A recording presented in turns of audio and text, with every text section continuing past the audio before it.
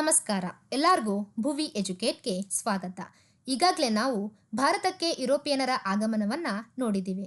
ಇವತ್ತಿನ ಕ್ಲಾಸಲ್ಲಿ ಕಾರ್ನಾಟಿಕ್ ಯುದ್ಧಗಳ ಬಗ್ಗೆ ನೋಡ್ತಾ ಹೋಗೋಣ. ಆದರೆ ಅದಕ್ಕೂ ಮುನ್ನ ನೀವಿನ್ನೂ ನಮ್ಮ ಚಾನಲ್ನ ಸಬ್ಸ್ಕ್ರೈಬ್ ಮಾಡಿಲ್ಲ ಅಂದರೆ ಈ ಕೂಡಲೇ ನಮ್ಮ ಚಾನಲ್ನ ಸಬ್ಸ್ಕ್ರೈಬ್ ಮಾಡಿ ಮತ್ತು ಬೆಲ್ ಬಟನ್ನ ಕ್ಲಿಕ್ ಮಾಡಿ.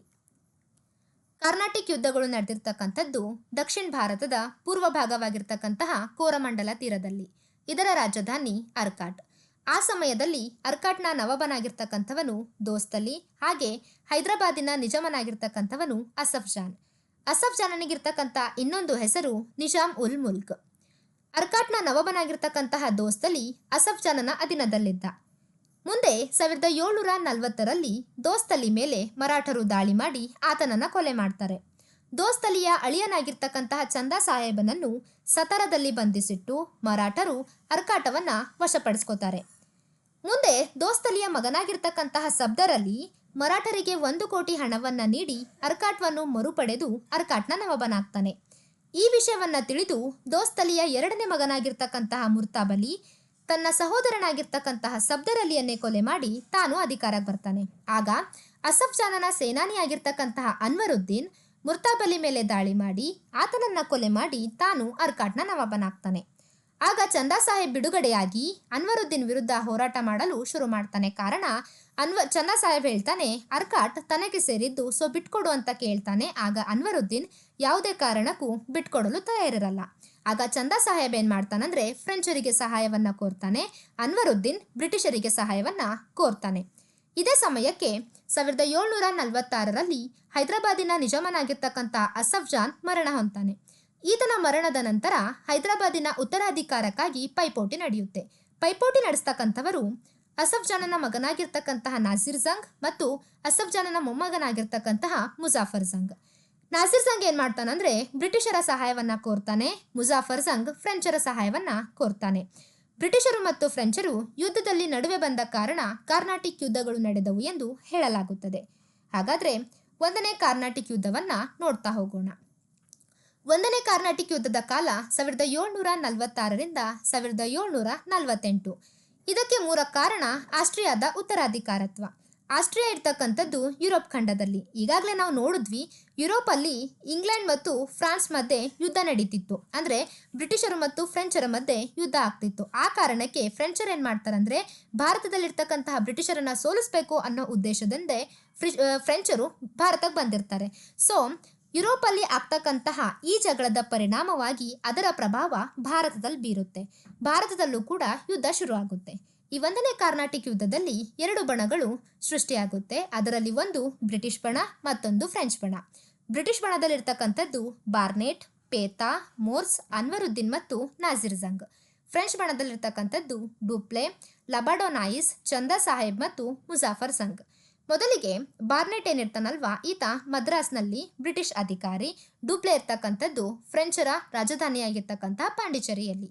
ಮೊದಲಿಗೆ ಇವರಿಬ್ಬರ ಮಧ್ಯೆ ಪತ್ರದಲ್ಲೇ ಯುದ್ಧಗಳು ಶುರು ಆಗುತ್ತೆ. ಅಂದ್ರೆ ಬಾರ್ನೆಟ್ ಏನ್ ಮಾಡ್ತಾನಂದ್ರೆ ಪತ್ರವನ್ನು ಬರೆದುಕೊಟ್ಟು ಡೂಪ್ಲೆಗೆ ಕಳಿಸ್ಕೊಡ್ತಾನೆ. ಏನಂದ್ರೆ ನಿನಗೆ ನಾನು ಸೋಲಿಸಿ ಸಮುದ್ರದಲ್ಲಿ ಮುಳುಗ್ಸಾಕ್ತೀನಿ ಅಂತ ಹೇಳ್ತಾನೆ. ಆಗ ಡೂಪ್ಲೆ ಕೂಡ ನಿನಗೆ ನಾನು ಸೋಲಿಸಿ ನಿನಗೂ ಕೂಡ ಸಮುದ್ರದಲ್ಲಿ ಮುಳುಗ್ಸಾಕ್ತೀನಿ ಅಂತ ಹೇಳ್ತಾರೆ. ಈ ರೀತಿ ಇಬ್ಬರು ಮಧ್ಯದಲ್ಲಿ ಏನಾಗುತ್ತೆ, ಪತ್ರದಲ್ಲೇ ಜಗಳಗಳು ಶುರು ಆಗುತ್ತೆ. ಆ ಸಮಯದಲ್ಲಿ ಡೂಪ್ಲೆ ಏನ್ ಮಾಡ್ತಾನಂದ್ರೆ ಮಾರಿಸಸ್ ದೇಶದ ಫ್ರೆಂಚ್ ಗವರ್ನರ್ ಆಗಿರ್ತಕ್ಕಂತಹ ಲಬಾಡೋನಾಯಿಸ್ಗೆ ಒಂದು ಪತ್ರವನ್ನ ಬರೀತಾನೆ. ಪತ್ರ ಬರೆದ್ಬಿಟ್ಟು ಬಾರ್ನೆಟ್ ಈ ರೀತಿ ನನ್ನ ವಿರುದ್ಧ ಯುದ್ಧಕ್ಕೆ ಬರ್ತಿದ್ದಾನೆ, ಸೊ ನಂಗೆ ಬಂದು ಹೆಲ್ಪ್ ಮಾಡು ಅಂತ ಕೇಳ್ತಾನೆ. ಆಗ ಲಬಾಡೋನಾಯಿಸ್ ಏನ್ ಮಾಡ್ತಾನಂದ್ರೆ ಭಾರತಕ್ಕೆ ಬರ್ತಾನೆ. ಸೊ ಆ ಸಮಯದಲ್ಲಿ ಡೂಪ್ಲೆ ಮತ್ತು ಲಬಾಡೋನಾಯಿಸ್ ಇವರಿಬ್ಬರು ಸೇರಿ ಬಾರ್ನೆಟ್ ವಿರುದ್ಧ ಯುದ್ಧಕ್ಕೆ ಹೋಗ್ತಾರೆ. ಆಗ ಬಾರ್ನೆಟ್ ಸೋತ್ ಹೋಗ್ತಾನೆ. ಡೂಪ್ಲೆ ಮತ್ತು ಲಬಾಡೋನಾಯಿಸ್ ಜಯಗಳಿಸ್ತಾರೆ. ಸೋತೋಗಿರ್ತಕ್ಕಂತಹ ಬಾರ್ನೆಟ್ ಏನ್ ಮಾಡ್ತಾನಂದ್ರೆ ಅನ್ವರುದ್ದೀನ್ ಹತ್ರ ಹೋಗ್ಬಿಟ್ಟು ಅವನಿಗೆ ಸಹಾಯ ಕೇಳ್ತಾನೆ. ಈ ರೀತಿ ಡೂಪ್ಲೆ ಮತ್ತು ಲಬಾಡೋನಾಯಿಸ್ ಇಬ್ರು ನನ್ನ ವಿರುದ್ಧ ಬಂದು ನನಗೆ ಸೋಲಿಸ್ತಿದ್ದಾರೆ, ಒಂದ್ಸಲಿ ನಾನು ಸೋತೋಗಿದ್ದೀನಿ, ಈಗ ಬಂದು ನನಗೆ ಸಹಾಯ ಮಾಡು ಅಂತ ಕೇಳ್ತಾನೆ. ಆಗ ಅನ್ವರುದ್ದೀನ್ ಸರಿ ನಡಿ, ನಾನು ನಿನಗೆ ಕೈ ಜೋಡಿಸ್ತೀನಿ ಕೈ ಜೋಡಿಸ್ತೀನಿ ಅಂತ ಹೇಳ್ಬಿಟ್ಟು ಬಾರ್ನೆಟ್ ಜೊತೆ ಕೈ ಜೋಡಿಸ್ತಾನೆ. ಸೊ ಬಾರ್ನೆಟ್ ಮತ್ತು ಅನ್ವರುದ್ದೀನ್ ಹಾಗೆ ಡೂಪ್ಲೆ ಮತ್ತು ಲಬಾಡೋನಾಯಿಸ್ ಇವರಿಬ್ಬರ ಮಧ್ಯೆ ನಡೆದಿರ್ತಕ್ಕಂತಹ ಯುದ್ಧವೇ ಅಡಿಯಾರ್ ಕಾಳಗ ಅಥವಾ ಸೆಂಟ್ ಥೋಮ್ ಕಾಳಗ. ಇದು 1746ರಲ್ಲಿ ನಡೆದಿರ್ತಕ್ಕಂಥದ್ದು. ಈ ಕಾಳಗದಲ್ಲಿ ಡೂಪ್ಲೆ ಏನ್ ಮಾಡ್ತಾನಂದ್ರೆ ವಿಜಯ ಸಾಧಿಸ್ತಾನೆ, ಅನ್ವರುದ್ದೀನ್ ಸೋಲ್ತಾನೆ. ಇದೇ 1ನೇ ಕಾರ್ನಾಟಿಕ್ ಯುದ್ಧವಾಗುತ್ತೆ. ಈ 1ನೇ ಕಾರ್ನಾಟಿಕ್ ಯುದ್ಧವು ಎಕ್ಸ್ಲಾ ಚಾಪೆಲ್ ಒಪ್ಪಂದದೊಂದಿಗೆ 1748ರಲ್ಲಿ ಮುಕ್ತಾಯವಾಯಿತು. ಹಾಗಾದ್ರೆ ಎಕ್ಸ್ಲಾ ಚಾಪೆಲ್ ಒಪ್ಪಂದದ ಕರಾರೇನಾಗಿತ್ತು ಅಂತ ನೋಡ್ತಾ ಹೋಗೋಣ. ಗೆದ್ದ ಪ್ರದೇಶಗಳನ್ನ ಪರಸ್ಪರ ಹಂಚಿಕೆ ಮಾಡಬೇಕು. ಫ್ರೆಂಚರು ಬ್ರಿಟಿಷರಿಗೆ ಮದ್ರಾಸನ್ನು ಬಿಟ್ಕೊಡ್ಬೇಕು. ಇನ್ನು ಬ್ರಿಟಿಷರು ಫ್ರೆಂಚರಿಗೆ ಅಮೆರಿಕದ ಲೂಯಿಸ್ಬರ್ಗ್ ಅನ್ನ ಬಿಟ್ಕೊಡ್ಬೇಕು ಅಂತಕ್ಕಂಥದ್ದು ಎಕ್ಸ್ಲಾ ಚಾಪೆಲ್ ಒಪ್ಪಂದದ ಕರಾರಾಗಿತ್ತು. ಇಲ್ಲಿಗೆ 1ನೇ ಕಾರ್ನಾಟಿಕ್ ಯುದ್ಧ ಮುಕ್ತಾಯವಾಯಿತು. ಇದಾದ್ಮೇಲೆ ಪ್ರಾರಂಭಗೊಂಡಿರ್ತಕ್ಕಂಥದ್ದೇ 2ನೇ ಕಾರ್ನಾಟಿಕ್ ಯುದ್ಧ.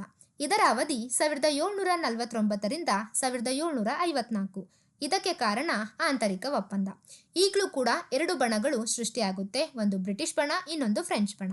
ಬ್ರಿಟಿಷ್ ಬಣದಲ್ಲಿರ್ತಕ್ಕಂಥದ್ದು Barnett, Anwaruddin, Nasir Jung, Robert Clive ಮತ್ತು ಮಹಮ್ಮದ್ ಅಲಿ. ರಾಬರ್ಟ್ ಕ್ಲೈವ್ ಏನಿರ್ತಾನಲ್ವಾ, ಈತ ಕೋಲ್ಕತ್ತಾಕ್ಕೆ ಆಗ ತಾನೇ ಬ್ರಿಟಿಷ್ ಗವರ್ನರ್ ಆಗಿ ಬಂದಿರತಕ್ಕಂಥವನು. ಮಹಮ್ಮದ್ ಅಲಿ ಅನ್ವರುದ್ದೀನ್ನ ಮಗ. ಫ್ರೆಂಚ್ ಬಣದಲ್ಲಿ ಡೂಪ್ಲೆ, ಚಂದಾ ಸಾಹೇಬ್, ಮುಜಾಫರ್ ಜಂಗ್, ಬುಸ್ಸಿ, ಸಲಾಬತ್ ಜಂಗ್. ಸಲಾಬತ್ ಜಂಗ್ ಅಸಫ್ ಜಾನನ 3ನೇ ಮಗ. ಸೊ ಇಲ್ಲೂ ಕೂಡ ಯುದ್ಧ ಶುರು ಆಗುತ್ತೆ. ಮೊದಲನೇ ಕಾಳಗ ಅಂಬೂರ್ ಕಾಳಗ. ಇದು 1749 ಆಗಸ್ಟ್ 3ರಂದು ಪ್ರಾರಂಭವಾಗುತ್ತೆ. ಈ ಅಂಬೂರ್ ಕಾಳಗದಲ್ಲಿ ಅನ್ವರುದ್ದೀನ್ ಮತ್ತು ಡೂಪ್ಲೆ ಇವರಿಬ್ಬರ ಮಧ್ಯೆ ಯುದ್ಧ ನಡೆಯುತ್ತೆ. ಈ ಯುದ್ಧದಲ್ಲಿ ಅನ್ವರುದ್ದೀನ್ ಕೊಲೆಯಾಗ್ತಾನೆ. ಅನ್ವರುದ್ದೀನ್ ಕೊಲೆ ಆದ್ಮೇಲೆ ಆತನ ಮಗನಾಗಿರ್ತಕ್ಕಂತಹ ಮಹಮ್ಮದ್ ಅಲಿ ಏನಿರ್ತಾನಲ್ವಾ, ಈತ ಹೆದರ್ಕೊಂಡು ತಿರುಚನಾಪಳ್ಳಿಗೆ ಪಲಾಯನ ಮಾಡ್ತಾನೆ. ಅನ್ವರುದ್ದೀನ್ ಏನಾಗಿದ್ದ, ಅರ್ಕಾಟ್ನ ನವಾಬನಾಗಿದ್ದ. ಈಗ ಅನ್ವರುದ್ದೀನ್ ಸತ್ತೋದ್ಮೇಲೆ ಅರ್ಕಾಟಲ್ಲಿ ಯಾರು ಇರಲ್ಲ. ಆಗ ಡೂಪ್ಲೆ ಏನ್ ಮಾಡ್ತಾನಂದ್ರೆ ಚಂದಾ ಸಾಹೇಬನನ್ನ ಅರ್ಕಾಟ್ನ ನವಾಬನನ್ನಾಗಿ ನೇಮಕ ಮಾಡ್ತಾನೆ. ಚಂದಾ ಸಾಹೇಬ್ ಅರ್ಕಾಟ್ನ ನವಾಬನಾಗಿರ್ತಕ್ಕಂತಹ ಖುಷಿಯಲ್ಲಿ ಡೂಪ್ಲೆಗೆ ಕೆಲವು ನಗರಗಳನ್ನ ಬಿಟ್ಕೊಡ್ತಾನೆ. ಅದ್ರ ಜೊತೆಗೆ 50,000 ಕಾಣಿಕೆಯನ್ನು ಕೂಡ ಕೊಡ್ತಾನೆ. ಇದು ಅಂಬೂರ್ ಕಾಳಗ. ಇನ್ನು ಜಿಂಜಿ ಕಾಳಗ. ಇದು ಹೈದರಾಬಾದಿನ ಉತ್ತರಾಧಿಕಾರತ್ವಕ್ಕಾಗಿ ನಡೀತಕ್ಕಂತಹ ಕಾಳಗ ಆಯಿತು. ಇದು 1750ರಲ್ಲಿ ನಾಸಿರ್ ಜಂಗ್ ಮತ್ತು ಮುಜಾಫರ್ ಜಂಗ್ ಇವರಿಬ್ಬರ ಮಧ್ಯೆ ನಡೆದಿರ್ತಕ್ಕಂತಹ ಕಾಳಗವಾಯಿತು. ಈ ಕಾಳಗದಲ್ಲಿ ನಾಸಿರ್ ಜಂಗ್ ಏನ್ ಮಾಡ್ತಾನಂದ್ರೆ ಜಯ ಗಳಿಸ್ತಾನೆ. ಮುಜಾಫರ್ ಜಂಗನನ್ನ ಬಂಧನಕ್ಕೊಳಪಡಿಸ್ತಾನೆ. ಮುಜಾಫರ್ ಜಂಗ್ ಮತ್ತು ಚಂದಾ ಸಾಹೇಬ್ ಇವರಿಬ್ರು ಫ್ರೆಂಚ್ ಕಡೆಯವರೇ, ಅಂದ್ರೆ ಡೂಪ್ಲೆ ಕಡೆಯವರೇ ಅಲ್ವಾ. ಹೀಗಾಗಿ ಮುಜಾಫರ್ ಜಂಗ್ ಬಂಧನಕ್ಕೊಳಪಟ್ಟ ಮೇಲೆ ಚಂದಾ ಸಾಹೇಬ್ ಹೆದರ್ಕೊಂಡು ಏನ್ ಮಾಡ್ತಾನಂದ್ರೆ ತಂಜಾವೂರಿಗೆ ಪಲಾಯನ ಮಾಡ್ತಾನೆ. ಈ ವಿಷಯವನ್ನ ತಿಳಿದಿರ್ತಕ್ಕಂಥ ಡೂಪ್ಲೆ ಏನ್ ಮಾಡ್ತಾನಂದ್ರೆ ನಾಸಿರ್ ಜಂಗನನ್ನ ಕೊಲೆ ಮಾಡಬೇಕು ಅನ್ನೋ ಉದ್ದೇಶದಿಂದ ಕಡಾಪದ ಪಠಾಣರಿಗೆ ಸುಪಾರಿಯನ್ನ ಕೊಟ್ಟು ನಾಸಿರ್ ಜಂಗನನ್ನ ಕೊಲೆ ಮಾಡುವಂತ ಹೇಳ್ತಾನೆ. ಆಗ ಕಡಾಪದ ಪಠಾಣರು ನಾಸಿರ್ ಜಂಗನನ್ನ ಕೊಲೆ ಮಾಡ್ತಾನೆ. ಆಗ ಡೂಪ್ಲೆ ಮುಜಾಫರ್ ಜಂಗನನ್ನ ಬಂಧನದಿಂದ ಬಿಡುಗಡೆ ಮಾಡಿ ಹೈದರಾಬಾದಿನ ನಿಜಾಮನನ್ನಾಗಿ ಮಾಡ್ತಾನೆ. ಮುಂದೆ 6 ತಿಂಗಳ ನಂತರ ಮುಜಾಫರ್ ಜಂಗ್ ಕೂಡ ಮರಣ ಹೊಂದುತ್ತಾನೆ. ಇನ್ನು ಡೂಪ್ಲೆ ಮತ್ತು ಚಂದಾ ಸಾಹೇಬ್ ಏನ್ ಮಾಡ್ತಾರಂದ್ರೆ ಈಗಾಗಲೇ ಅನ್ವರುದ್ದೀನ್ನ ಮಗ ಮಹಮ್ಮದ್ ಅಲಿ ತಿರುಚನಾಪಳ್ಳಿಗೆ ಪಲಾಯನ ಮಾಡಿದ್ನಲ್ವಾ, ಆತನನ್ನು ಕೊಲೆ ಮಾಡಬೇಕು ಅನ್ನೋ ಉದ್ದೇಶದಿಂದ ಡೂಪ್ಲೆ ಮತ್ತು ಚಂದಾ ಸಾಹೇಬ್ ಇಬ್ರು ತಿರುಚನಾಪಳ್ಳಿಯ ಕಡೆಗೆ ಹೊರಡ್ತಾರೆ. ಈ ವಿಷಯವನ್ನ ತಿಳಿದಿರ್ತಕ್ಕಂತಹ ಮಹಮ್ಮದ್ ಅಲಿ ಏನ್ ಮಾಡ್ತಾನಂದ್ರೆ ಆಗ ತಾನೇ ಕೋಲ್ಕತ್ತಾದಲ್ಲಿ ಬ್ರಿಟಿಷ್ ಗವರ್ನರ್ ಆಗಿ ಬಂದಿರತಕ್ಕಂತಹ ರಾಬರ್ಟ್ ಕ್ಲೈವ್ಗೆ ಒಂದು ಪತ್ರವನ್ನ ಬರೀತಾನೆ. ಏನಂದ್ರೆ ಡೂಪ್ಲೆ ಮತ್ತು ಚಂದಾ ಸಾಹೇಬ್ ಇಬ್ರು ನನ್ನ ವಿರುದ್ಧ ಹೋರಾಡಲು, ನನ್ನನ್ನು ಕೊಲ್ಲಲು ಬರ್ತಿದ್ದಾರೆ, ಸೊ ನನಗೆ ಹೆಲ್ಪ್ ಮಾಡು ಅಂತ ಕೇಳ್ತಾರೆ. ಆಗ ರಾಬರ್ಟ್ ಕ್ಲೈವ್ ಏನ್ ಮಾಡ್ತಾನಂದ್ರೆ ಆ ಸಮಯದಲ್ಲಿ ಮಹಮ್ಮದ್ ಅಲಿಯ ಪತ್ರವನ್ನು ಓದಿ ಅರ್ಕಾಟ್ ಮೇಲೆ ದಾಳಿ ಮಾಡ್ತಾನೆ. 1751ರಲ್ಲಿ ಅರ್ಕಾಟ್ ಮೇಲೆ ಮುತ್ತಿಗೆ ಹಾಕಿ ಅರ್ಕಾಟವನ್ನ ವಶಪಡಿಸ್ಕೊತಾನೆ. ಅರ್ಕಾಟನ್ನ ವಶಪಡಿಸ್ಕೊಂಡಾದ್ಮೇಲೆ 1752ರಲ್ಲಿ ರಾಬರ್ಟ್ ಕ್ಲೈವ್ ಏನ್ ಮಾಡ್ತಾನಂದ್ರೆ ತಿರುಚನಪಳ್ಳಿಗೆ ಮುತ್ತಿಗೆ ಹಾಕ್ತಾನೆ. ಈಗಾಗಲೇ ತಿರುಚನಪಳ್ಳಿಯಲ್ಲಿ ಯಾರಿದ್ರು, ಡೂಪ್ಲೆ ಮತ್ತು ಚಂದಾ ಸಾಹೇಬ್ ಮಹಮ್ಮದ್ ಅಲಿಯನ್ನ ಕೊಲ್ಲಲು ಬಂದಿದ್ರು. ಸೊ ಅರ್ಕಾಟ್ ಮೇಲೆ ಯಾರು ಹಾಕ್ತಾರೆ, ಅರ್ಕಾಟನ್ನ ಮುತ್ತಿಗೆ ಹಾಕೊಂಡಾದ್ಮೇಲೆ ರಾಬರ್ಟ್ ಕ್ಲೈವ್ ತಿರುಚನಪಳ್ಳಿಗೆ ಬಂದ. ತಿರುಚನಪಳ್ಳಿಗೆ ಬಂದಾದ್ಮೇಲೆ ಡೂಪ್ಲೆ ಮತ್ತು ಚಂದಾ ಸಾಹೇಬ್ನನ್ನ ಆರ್ಮಿಯ ಕಾವೇರಿ ಪಾರ್ಕ್ನಲ್ಲಿ ರಾಬರ್ಟ್ ಕ್ಲೈವ್ ಸೋಲಿಸಿ ಚಂದಾ ಸಾಹೇಬನನ್ನು ಕೊಲೆ ಮಾಡ್ತಾನೆ. ಆಗ ಫ್ರೆಂಚ್ ಸರ್ಕಾರ ಏನ್ ಮಾಡುತ್ತೆ ಅಂದ್ರೆ ಡೂಪ್ಲೆಯನ್ನ ವಾಪಸ್ ಕರೆಸ್ಕೊಳ್ಳುತ್ತೆ. ನಂತರ ಫ್ರೆಂಚ್ ಗವರ್ನರ್ ಆಗಿ ಗೊಡೆಹೋನನ್ನ ಭಾರತಕ್ಕೆ ಕಳಿಸ್ಕೊಡುತ್ತೆ. 1754ರಲ್ಲಿ ಗೊಡೆಹೋ ಭಾರತಕ್ಕೆ ಬಂದು ಪಾಂಡಿಚೇರಿ ಒಪ್ಪಂದ ಮಾಡಿಕೊಂಡು ಈ ಒಪ್ಪಂದದೊಂದಿಗೆ 2ನೇ ಕರ್ನಾಟಿಕ್ ಯುದ್ಧವನ್ನ ಮುಕ್ತಾಯ ಮಾಡ್ತಾನೆ. ಇಲ್ಲಿಗೆ ಪಾಂಡಿಚೇರಿ ಒಪ್ಪಂದದೊಂದಿಗೆ 2ನೇ ಕರ್ನಾಟಿಕ್ ಯುದ್ಧ ಮುಕ್ತಾಯವಾಯಿತು. ಹಾಗಾದ್ರೆ ಪಾಂಡಿಚೇರಿ ಒಪ್ಪಂದದ ಕರಾರುಗಳೇನಿತ್ತು ಅಂತ ನೋಡೋದಾದ್ರೆ ಗೆದ್ದ ಪ್ರದೇಶಗಳನ್ನ ಪರಸ್ಪರ ಹಂಚಿಕೆ ಮಾಡ್ಕೋಬೇಕು. ಅರ್ಕಾಟ್ನ ನವಾಬನನ್ನಾಗಿ ಮಹಮ್ಮದ್ ಅಲಿ ಆಯ್ಕೆಯಾದ. ಹೈದರಾಬಾದಿನ ನಿಜಾಮನಾಗಿ ಸಲಾಬತ್ ಜಂಗ್ ಆಯ್ಕೆಯಾದ. ಇಲ್ಲಿಗೆ 2ನೇ ಕರ್ನಾಟಿಕ್ ಯುದ್ಧ ಮುಕ್ತಾಯವಾಯಿತು. ಇದಾದ್ಮೇಲೆ ಪ್ರಾರಂಭಗೊಂಡಿರ್ತಕ್ಕಂಥದ್ದೇ 3ನೇ ಕರ್ನಾಟಿಕ್ ಯುದ್ಧ. ಇದರ ಅವಧಿ 1756ರಿಂದ 1763. ಇದಕ್ಕೆ ಕಾರಣ ಸಪ್ತವಾರ್ಷಿಕ ಕದನಗಳು. ಯುರೋಪ್ ದೇಶದಲ್ಲಿ ನಡೀತಕ್ಕಂತಹ ಸಪ್ತವಾರ್ಷಿಕ ಕದನಗಳೇ ಇದಕ್ಕೆ ಕಾರಣ. ಇಲ್ಲೂ ಕೂಡ 2 ಬಣವಾಯಿತು, ಒಂದು ಬ್ರಿಟಿಷ್ ಬಣ, ಇನ್ನೊಂದು ಫ್ರೆಂಚ್ ಬಣ. ಬ್ರಿಟಿಷ್ ಬಣದಲ್ಲಿ Robert Clive, sir Eyre Coote, Mohammad Ali. French ಬಣದಲ್ಲಿ ಕೌಂಟ್ ಡಿ ರ್ಯಾಲಿ, ಬುಸ್ಸಿ ಮತ್ತು ಸಲಾಬತ್ ಜಂಗ್. ಇಲ್ಲಿ ಮೊದಲಿಗೆ ಕೌಂಟ್ ಡಿ ರ್ಯಾಲಿ ಏನ್ ಇರ್ತಾನಲ್ವಾ, ಈತ ಮದ್ರಾಸನ್ನು ವಶಪಡಿಸ್ಕೋಬೇಕು ಅಂತ ಯೋಚನೆ ಮಾಡ್ತಿರ್ತಾನೆ. ಇನ್ನು ಇವನು ಯೋಚನೆನೇ ಮಾಡ್ತಿರ್ತಾನೆ ಆ ಸಮಯದಲ್ಲಿ ರಾಬರ್ಟ್ ಕ್ಲೈವ್ ಏನ್ ಮಾಡ್ತಾನಂದ್ರೆ ಫ್ರೆಂಚರ ವಸಾಹತು ಆಗಿರ್ತಕ್ಕಂತಹ ಚಂದ್ರನಾಗುರನ್ನ ವಶಪಡಿಸ್ಕೋತಾನೆ. ಆಗ ಕೌಂಟ್ ಡಿ ರ್ಯಾಲಿ ಏನ್ ಮಾಡ್ತಾನಂದ್ರೆ ಬ್ರಿಟಿಷರ ಸೆಂಟ್ ಡೇವಿರ್ ಕೋರ್ಟ್ ಅನ್ನ ವಶಪಡಿಸ್ಕೋತಾನೆ.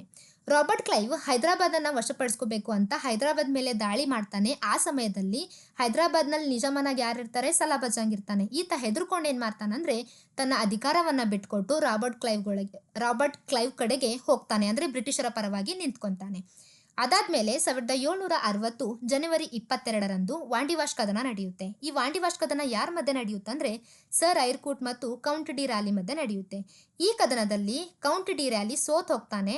ಸೋತ್ ಹೋದ್ರೂ ಕೂಡ ತಾನು ಸೋತಿದ್ದೀನಿ ಅಂತ ಒಪ್ಕೊಳ್ಳಲ್ಲ, ಮತ್ತೆ ಯುದ್ಧವನ್ನ ಮುಂದುವರಿಸ್ತಾನೆ. 1761 ಜನವರಿ 16ರಂದು ಸಂಪೂರ್ಣವಾಗಿ ಸರ್ ಐರ್ಕೂಟ್ ವಿರುದ್ಧ ಸೋತ್ ಹೋಗ್ತಾನೆ. ಯಾರು? Count de rally. ಈತ ಸೋತೋದ್ಮೇಲೆ ಫ್ರೆಂಚ್ ಸರ್ಕಾರ ಏನ್ ಮಾಡುತ್ತೆ ಅಂದ್ರೆ ಕೌಂಟ್ ಡಿ ರ್ಯಾಲಿಯನ್ನ ವಾಪಸ್ ಕರೆಸ್ಕೊಂಡು ಆತನನ್ನ ಕೊಲೆ ಮಾಡುತ್ತೆ. ಇಲ್ಲಿಗೆ ಮೂರನೇ ಕರ್ನಾಟಿಕ್ ಯುದ್ಧವು ಪ್ಯಾರಿಸ್ ಒಪ್ಪಂದದೊಂದಿಗೆ ಮುಕ್ತಾಯವಾಯಿತು. ಹಾಗಾದ್ರೆ ಪ್ಯಾರಿಸ್ ಒಪ್ಪಂದದ ಕರಾರುಗಳೇನಿತ್ತು ಅಂತ ನೋಡ್ತಾ ಹೋಗೋಣ. ಪ್ಯಾರಿಸ್ ಒಪ್ಪಂದದ ಕರಾರುಗಳು ಬ್ರಿಟಿಷರು ಫ್ರೆಂಚರಿಗೆ ಕಾರೈಕಲ್, ಮಾಹೆ, ಚಂದ್ರನಾಗುರ್ ಮುಂತಾದ ಪ್ರದೇಶಗಳನ್ನು ಬಿಟ್ಟುಕೊಟ್ಟರು. ಆದರೆ ಆ ಪ್ರದೇಶಗಳಲ್ಲಿ ಫ್ರೆಂಚರು ಯಾವುದೇ ರೀತಿಯ ಕೋಟೆಗಳನ್ನು ಕಟ್ಟುವುದಾಗಲಿ ಅಥವಾ ದುರಸ್ತಿ ಮಾಡುವುದಾಗಲಿ ಮಾಡುವಂತಿಲ್ಲ. ಪರಸ್ಪರ ರಾಜಕೀಯ ಕ್ಷೇತ್ರದಲ್ಲಿ ಹಸ್ತಕ್ಷೇಪ ಮಾಡುವಂತಿಲ್ಲ ಅಂತಕ್ಕಂಥದ್ದು ಪ್ಯಾರಿಸ್ ಒಪ್ಪಂದದ ಕರಾರಾಗಿತ್ತು. ಅಂದ್ರೆ ಎಲ್ಲ ಅಧಿಕಾರ ಬ್ರಿಟಿಷ್ ಮೇಲೆ ಇರುತ್ತೆ, ಬ್ರಿಟಿಷರ ಕೈಯಲ್ಲೇ ಇರುತ್ತೆ. ನಾಮಕಾವಸ್ತ ಬರೀ ಹೆಸರಿಗೆ ಮಾತ್ರ ಫ್ರೆಂಚರಿಗೆ ಅದನ್ನ ಬಿಟ್ಕೊಡ್ತಾರೆ. ಇಲ್ಲಿಗೆ ಪ್ಯಾರಿಸ್ ಒಪ್ಪಂದ ಮುಕ್ತಾಯವಾಯಿತು. ಮುಂದೆ 1954ರಲ್ಲಿ ಫ್ರೆಂಚರು ಭಾರತವನ್ನ ಬಿಟ್ಟು ಹೊರಟರು. ಇವತ್ತಿನ ಕ್ಲಾಸಲ್ಲಿ ನಾವು 3 ಕಾರ್ನಾಟಿಕ್ ಯುದ್ಧಗಳ ಬಗ್ಗೆ ನೋಡಿದ್ವಿ. ನೆಕ್ಸ್ಟ್ ಕ್ಲಾಸಲ್ಲಿ ಬಂಗಾಳದಲ್ಲಿ ಬ್ರಿಟಿಷರ ಪ್ರಭಾವವನ್ನ ನೋಡ್ತಾ ಹೋಗೋಣ. ಈ ಕ್ಲಾಸ್ ನಿಮಗೆ ಇಷ್ಟ ಆಗಿದ್ರೆ ಲೈಕ್ ಮಾಡಿ, ಶೇರ್ ಮಾಡಿ ಮತ್ತು ಸಬ್ಸ್ಕ್ರೈಬ್ ಮಾಡಿ. Thank you.